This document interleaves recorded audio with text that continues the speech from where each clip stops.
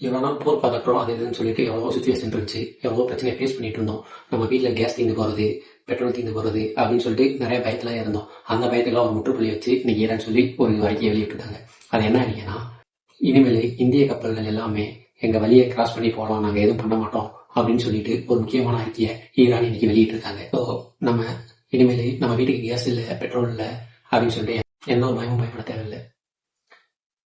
அது மாதிரி மக்கள்லாம் நிறைய பேர் வந்து பெட்ரோல் தீர்ந்துருமே அப்படி இப்படின்னு சொல்லிட்டு நிறைய பேர் டேங்க்லேயும் 10 litre water bottle, water cans, பெரிய பெரிய கேன்ஸ்லாம் போய் பிடிச்சிட்டு போய் ஸ்டோரேஜ் பண்ணி வைக்கிறீங்க.